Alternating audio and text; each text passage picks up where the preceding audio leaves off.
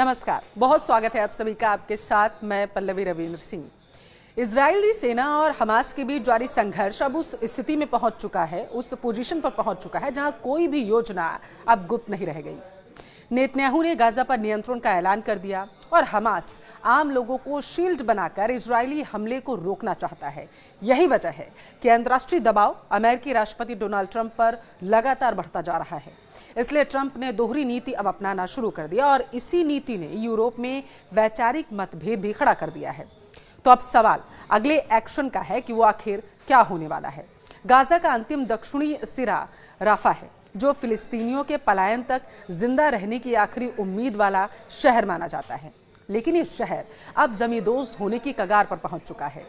Gaza पर यह कार्रवाई इजरायली सेना ने ऑपरेशन गिडियंस चैरियट के तहत कर रही है और हैरानी की बात यह है कि ना तो इजरायल के इस ऑपरेशन पर ट्रंप कुछ बोल रहे हैं और ना ही उन्हें इस नरसंहार कार्यक्रम से कोई फर्क पड़ रहा है। कोई उन्हें टिप्पणी भी नहीं दे रहे हैं।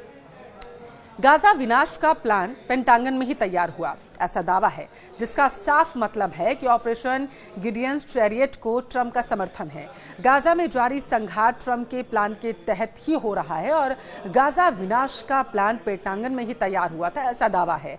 हालांकि इसे प्रमाणित नहीं किया जा सकता है, क्योंकि विश्व समुदाय की नजर अब गाजा की तरफ पूरी तरीके से घूम चुकी है, जिसके बाद ट्रंप ने इस कार्रवाई से खुद को अलग थलग करने का दिखावा करना भी अब शुरू कर दिया है। लेकिन दूसरी तरफ नेतन्याहू को गाजा की तबाही की खुली छूट भी दे दी गई है, जिसका सबूत है नेतन्याहू का बयान, जो लगातार सुर्खियों में बना हुआ है। इजरायल के पीएम बेंजामिन नेतन्याहू ने कहा है कि अंतर्राष्ट्रीय दबाव के बावजूद हम गाजा पर नियंत्रण लगातार बनाए रखेंगे, अपना नियंत्रण हम नहीं खोएंगे। इस स्थिति में गाजा पर खाद्यान्न का संकट जो है मंडराने लगेगा, इसलिए सहायता आपूर्ति पर लगी रोक उन्होंने कहा कि हम हटा रहे हैं और इस बयान के अनुरूप इजरायली कार्रवाई भी लगातार देखी जा रही है। ये रोकी गई सहायता जिसे शुरू किया जाना है, तो दूसरी तरफ इजरायली सेना ने गाजा पर विध्वंसक हमले भी जारी रखे हैं। उसने अपने हमलों को रोका नहीं है। इन जगहों पर भीषण हमले हुए हैं। अब वो देखिए, राफा, नुसीरत शिविर, खान यूनिस, बेत लहिया में हमला हुआ है और ये हमले इतने भीषण हुए हैं कि इन्हें रोकने के लिए फिलिस्तीनी जो हैं वो गिड़गिड़ाते नजर आए हैं और एक धड़ा जो है इजरायल के खिलाफ प्रदर्शन भी करता हुआ नजर आया है। प्रदर्शन करने शुरू कर दिए गए हैं इजरायल के खिलाफ वहां पर। हालांकि इस बारूदी कार्रवाई के बीच इजरायल ने गाजा से बाहर निकलने की ढील भी दी है, जिसमें चुनिंदा फिलिस्तीनी ही बाहर जा सकते हैं और ये सख्ती इसलिए बरती गई है ताकि हमास के लड़ाके गाजा से बाहर ना निकल सके। और इसी सख्ती ने यूरोप के कई देशों को भी इजरायल के खिलाफ खड़ा कर दिया है।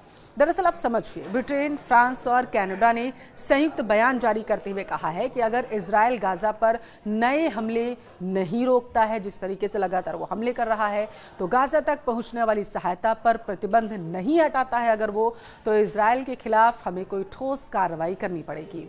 यानी अंतर्राष्ट्रीय समुदाय अब इस तरीके से भी इस मामले को देख रहा है। उधर उन्होंने कहा कि नेतन्याहू ने गाजा पर नियंत्रण के लिए कदम आगे बढ़ा दिया है, उन्हें रोक पाना अब किसी के वश में नहीं है। इसलिए गाजा में हर दिन पहले दिन से बड़ा हमला हो रहा है। गाजा में हर दिन औसतन 200 से ज्यादा लोगों की जान जा रही है। हालांकि इस संघार को ट्रंप जो हैं वो टाल सकते हैं, ऐसा भी दावा है, लेकिन ट्रंप के प्लान के तहत जारी इस ऑपरेशन पर वो रोक नहीं लगाना चाहते हैं। हालांकि दूसरी तरफ विश्व बिरादरी के गुस्से के बाद उन्होंने सिर्फ एक कदम उठाया है, बस। ट्रंप ने किस तरीके से कदम उठाया उसे वो समझिए। अगले हफ्ते ट्रंप के प्रतिनिधियों का इजरायल दौरा जो है वो टाल दिया गया है। वहीं अल मवासी से लोगों को हटाने के आदेश भी उन्होंने दे दिए हैं। लेकिन हमास का हिमायती और अमेरिका का दुश्मन हूती ने मान लिया है कि यह हमले ट्रंप की रणनीति के तहत किए जा रहे हैं, इसलिए हूती ने भी धमकी दी है, जारी कर दी है धमकी। हूती ने कहा है कि गाजा के खिलाफ यहूदी दुश्मन की आक्रामकता लगातार बढ़ रही है, वो हर दिन नरसंहार कर रहा है और उसकी नाकेबंदी के दौरान भूखमरी की स्थिति वहां पर बन गई। इसलिए हूती ने हाइफा बंदरगाह पर नौसैनिक नाकेबंदी कर दी है। हाइफा या उसके रास्ते पर आने वाले जहाजों की कंपनियों को चेतावनी देते हुए कहा गया है कि अब वो एक सैन्य लक्ष्य हैं। यही नहीं, इजरायल के इरादे जाहिर होने के बाद ईरान ने भी अजरबैजान में सैन्य अभ्यास करना शुरू कर दिया और इस अभ्यास को अमेरिका के खिलाफ सैन्य कार्रवाई से पहले का अभ्यास माना जा रहा है। यानी इजराइल की कार्रवाई से एक तरफ ट्रंप और यूरोप के बीच लकीर खींचती हुई नजर आ रही है, तो दूसरी तरफ इजराइल ने फैसला कर लिया है कि अब गाजा वीरान रहेगा।